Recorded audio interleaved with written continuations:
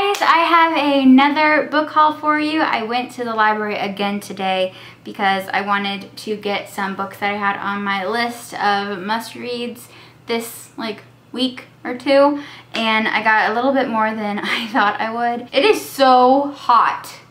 Like, it shouldn't be this hot. It's awful. I'm dying. It's not fair.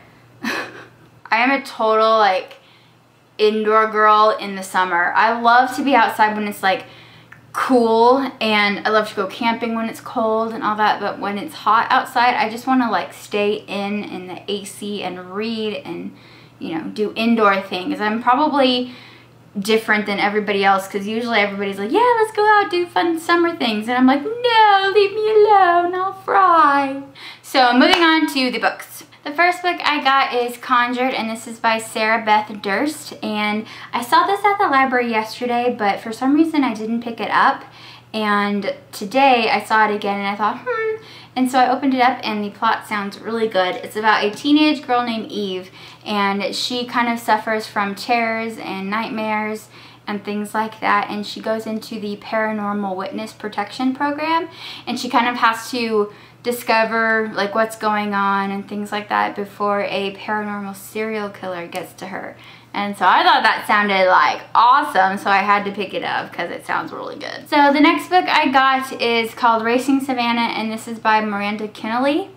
And the reason I got this book is because it was recommended by Simone Elkeles, and she is one of my favorite authors, and so I thought if she liked it, then I probably will as well. But I usually don't care.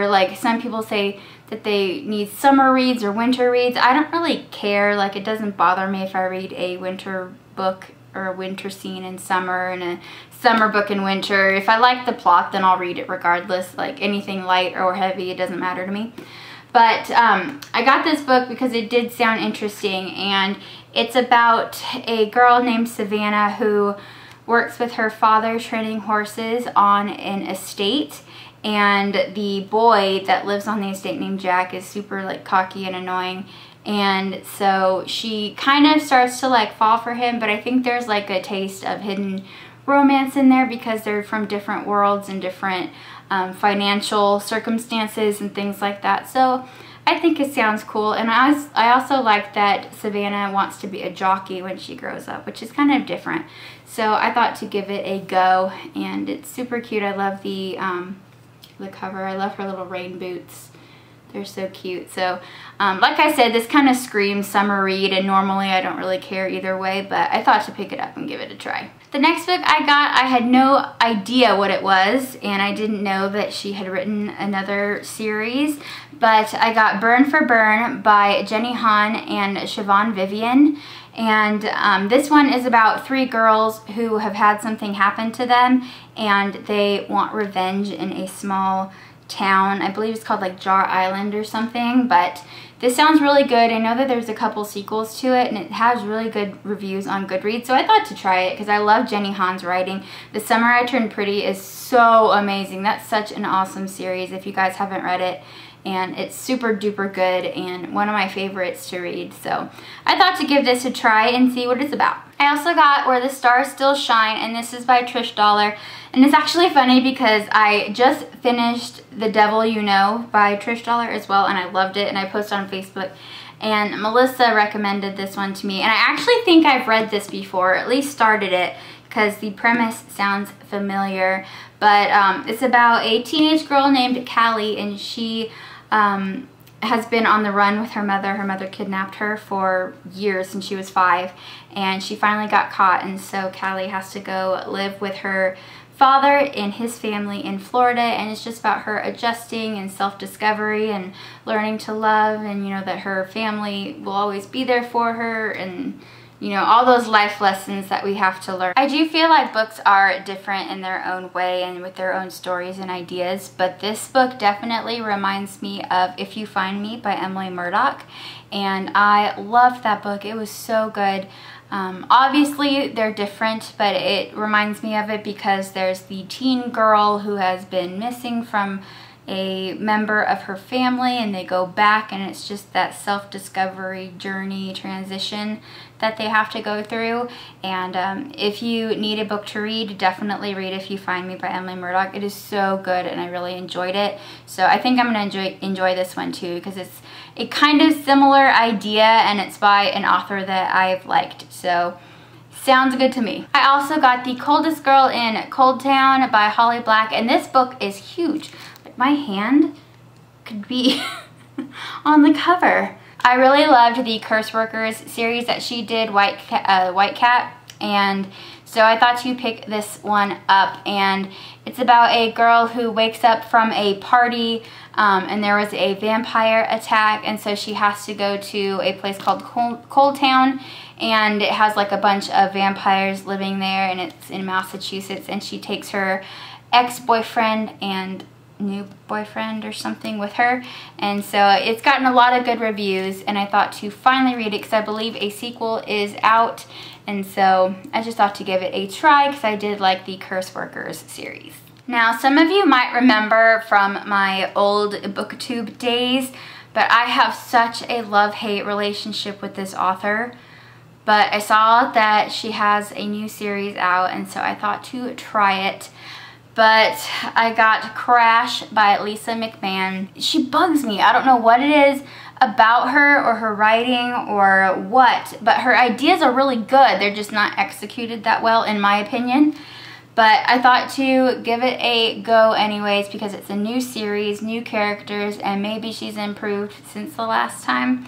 But it's actually kind of funny because it's about a girl who has visions of people in body bags, and she lives like in a Italian, she lives above an Italian restaurant, and so she always smells like pizza, which is kind of funny. And she has like these visions of people in body bags, and somehow one opens up and it's someone that she cares about, and so she has to kind of figure that out. But it's kind of funny to me because it says Visions Book 1, she can't believe her eyes. And it's about her having visions. And I just thought, oh my god, that is so cheesy. But it's like funny. I was like, oh my gosh, that's such a tagline, isn't it? This next one is actually a book that I have read many times, especially when I was in middle school / high school, and I saw it and I was like, you know what, I'm gonna get it, because I was looking for 2 other books and I could not find them. Everywhere that I checked said that they had them, and then when I actually went there, they didn't have them, and I was like driving for like a total of 45 minutes trying to find these 2 books, and I was getting frustrated. And when I saw this book in the stacks, I was like, that's a good, fun book that I remember reading, and I'll enjoy it again. And it's called Life in the Fat Lane by Cherie Bennett, and it's about a girl named Laura who is perfect. Like, she is the homecoming queen. She's beautiful, she's slender, she's got the perfect family, she's got a great boyfriend, wonderful best friend. Like, everything is happening for this girl. And suddenly she starts to gain weight, and nobody knows why, until she's like close to 300 pounds, and her life slowly starts to fall apart. And it is so good, and she realizes that her family isn't as perfect as she thought it was, and she's worried that her boyfriend's gonna leave her because she's overweight now, and who wants an overweight girl, in her opinion. And it's good, and so it's a fast read, it's super easy, and it reads really well, the writing is really good, and yeah, so I love it, and it's a very 1990s cover for sure, but I just had to get it because it's one of my favorite books that I read when I was younger. And then the gods looked down upon me and realized my frustration, and I finally found one of the books I was looking for, and that is The Night Circus by Erin Morganstern. And it's about 2 young illusionists who are in the circus named Celia and Marco, and they fall in love, and that's really all I read about it because I kind of wanted to go in a little bit blind. And it's definitely like a heavy book, so it's very substantial, but I was so excited to find it because I couldn't find it anywhere, and it was so frustrating, and I wanted to like, but I have it now, and I'm very excited. And last but never least, I got a book that is a little out of my comfort zone because it is a juvenile book, but I saw it with my niece and nephew yesterday at Barnes & Noble, and I fell in love with the cover. And also it is co-written by Jackson Pearce, and I would seriously like read an encyclopedia if she wrote it. So I got Pip Bartlett's Guide to Magical Creatures, a novel by Jackson Pearce and Maggie Steifvater. And I actually really like Maggie Steifvater as well. I really fell in love with the cover because the cover is so cool. Like, it's awesome. And so I was like, you know what? I'm gonna give it a try. But it's about a girl named Pip, which is so cute, and she had an accident involving a unicorn at her school. I guess she can speak to mythological creatures or something, but she's not very good with like adults and like her peers and things like that. And so she goes to stay with her aunt, and her aunt works in a like clinic for these said magical creatures. And apparently, I think fuzzles start to appear, and they burst into flames in the worst possible places. Pip and her new friend Thomas must take action, because if the mystery of the fuzzles is not solved soon, both magical and unmagical creatures are going to be in a lot of trouble. So it just sounds really cute and fun and adorable, and I'm going to read it, and hopefully it's good, and my niece will read it because she likes this kind of stuff as well. So I just thought that it was adorable, and the cover really struck me, and I was really excited to find it because it was in the wrong spot, and I was just like looking, and I was like, oh man, they don't have it. And then I found it, so I was very excited about that. Yay! Okay guys, that is all of the books that I got. I hope you enjoyed this video, and I will talk to you guys later. Thanks again for joining me and subscribing. If you haven't, please feel free if you feel so inclined, and I will talk to you guys later. Bye!